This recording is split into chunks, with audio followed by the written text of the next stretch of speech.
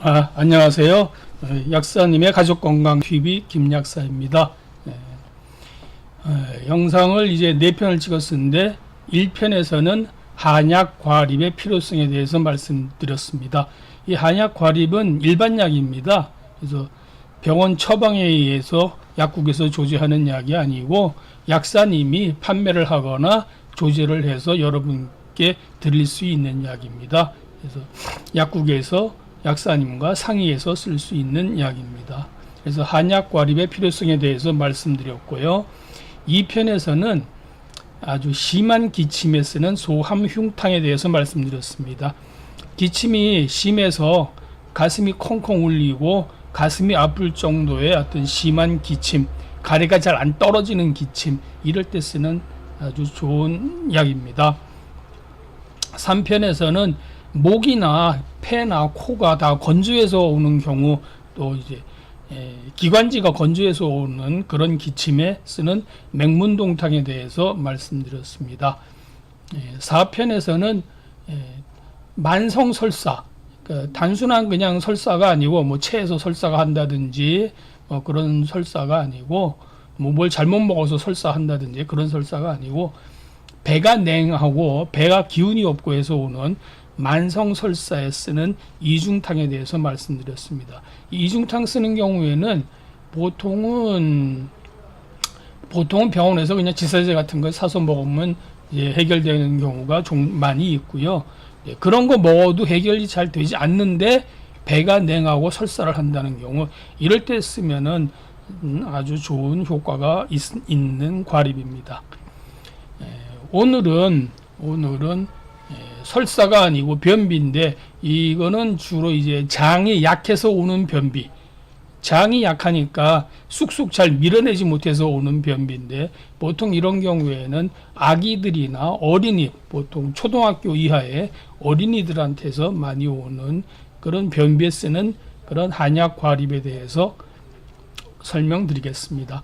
이 과립도 아주 좋고 아주 많이 쓰이는 약, 제가 제 아들을 키우거나 또 제 뭐 손녀딸 키우거나 이럴 때 이 약은 거의 뭐 안 쓰는 경우가 없었을 정도로 아주 많이 이렇게 써왔던 그런 좋은 약입니다.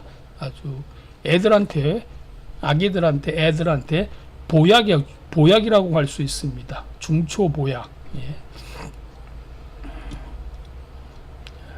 이 아기 또는 어린이가 변을 보기 아주 힘들어하는 경우가 있는데, 변의 모양이 아주 동그랗고 아주 조그맣게 나와요. 그래서 마치 토끼똥 같다고 해가지고 토분이라고 해요. 그러다 보니까 배도 약하고 또 변도 굳어지고 하다 보니까 배가 아프다고 많이 울기도 하고요. 이런 경우에 이제 병원 가서 변을 직접 파내기도 해요. 근데 파낸다고 해서 배가 약한 게 배가 튼튼해지지는 않거든요. 배가 이제 이걸 이허증이라고 하는데, 그래서 변을 파내도 괜찮은 것 하지만은 다시 또 변이 굳어지고 이런 것이 반복되고 배 아픈 거는 낫지 않고 이런 경우에 이제 쓰게 되죠. 이럴 때 쓰는 한약 과립인데 소곤중탕이라고 해요. 자, 이 보이시죠? 요게 이제 소곤중탕 과립입니다. 소곤중탕의 성분은 계지작약, 생강대추, 감초, 교위, 이렇게 6가지의 약재로 구성이 되어 있습니다. 그래서 계지고요. 요게 이제 작약이고요. 이 작약이 아주 좋은 약인데, 요건 이제 이완 작용을 합니다. 근육의 이완 작용. 대개 배가 약해서 배가 아픈 아이나 아기들이 있는데, 대개 이제 허복만이나 복직근이 긴장이 합니다. 배가 빳빳하게 긴장을 해요. 배 근육이, 복직근이. 이 복직근 긴장을 이렇게 부드럽게 풀어주는 그런 약재가 이런 백작약입니다. 생강이고요.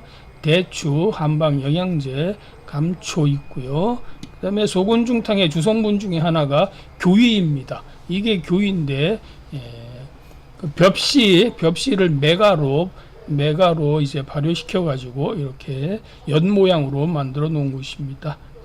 요거는 몸에 들어가서 애들한테 자윤작용을 합니다. 즉 진액을 보충시켜주는 그런 작용을 합니다. 위 성분에서 보듯이 이 소곤중탕의 약재는 아주 순한 약으로 순한 약으로 구성이 되어 있습니다. 그래서 조금은 장기적으로 먹어도 돼요. 그래서 그럼 언제까지 먹어야 하느냐 하는데 저는 제 딸이나 이렇게 할 때 이렇게 얘기를 해줘요. 약을 계속 먹는데 변이 물거지거나 설사가 나면은 약을 일시 복약을 중지하라고 얘기해요. 그리고 나서 다른 증상이 생기면 다시 먹을 수 있는 죠. 그렇다고 해서 이 약이 변비약은 아니에요. 변비약, 변을 무조건 묽게 만들어 가지고 설사를 유발시키는 그런 변비약이 아니고 이 허증을 치료해주는 중초 보약이에요. 보약. 아주 좋은 보약이에요. 어린이한테는요. 그래서 아기나 어린이들은 보통 장이 발육이 미발육 상태가 있기 때문에 그래서 이것을 많이 쓰게 돼요. 제 아들 자식뿐만 아니라 제 조카들 뭐 이런 경우도 이 약으로 많이 이제 좋아지는 경우를 볼 수가 있었어요. 좀 큰 아이인 경우인데요. 그러니까 이제 밥을 먹으라고 뭐 밥을 잘 안 먹어요. 그래서 밥 왜 안 먹냐고 막 야단치고 부모님들이 막 그러죠. 그래서 야단칠 게 아니에요. 진짜 애가 배가 아파서 안 먹는 경우가 많아요. 그래서 밥을 먹으라고 했더니 밥상머리 앞에서 배 아프다고 밥 안 먹고 도망다니고 숟가락 놓는 애들이 있죠. 이런 경우에 되게 이제 뚱뚱한 어린이 말고 배가 좀 바짝 말라 있는 애들, 좀 마른 경우 또는 뭐죠.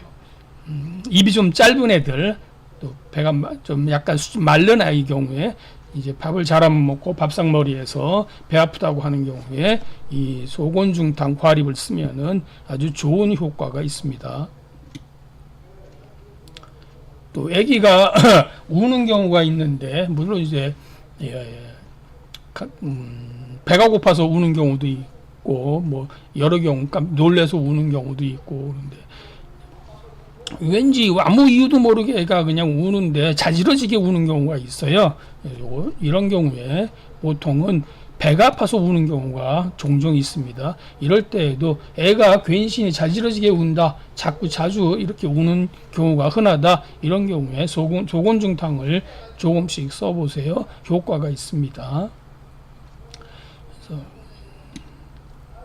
그래서 이와 같이 장이 약하거나 소화기가 약한 어린이에게 이런 소곤중탕을 써야 하는 경우가 많이 있습니다.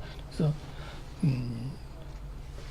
과립을 사는데 약국에 가서 지난번에도 한번 말씀드린 것 같은데 이렇게 큰 거 한 통씩 사지 마세요. 그래서 한 2, 3일 먹어보고 애한테 잘 맞는지 안 맞는지 확인해보고 그리고 한 일주일 정도 더 먹이고 이런 식으로 하셔야지 이렇게 한 통씩 사는 거 아니에요.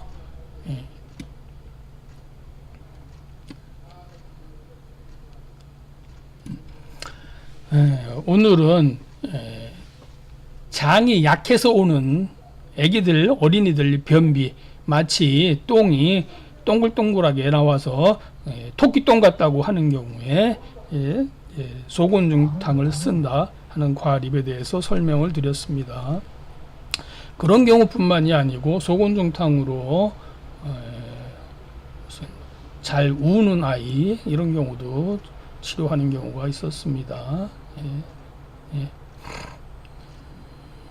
네, 오늘은 어린이 중초 보약, 그러니까 장이 튼튼해지는 장에 쓰는 보약, 어린이 중초 보약이라고 할 수 있는 소곤중탕에 대해서 설명드렸습니다.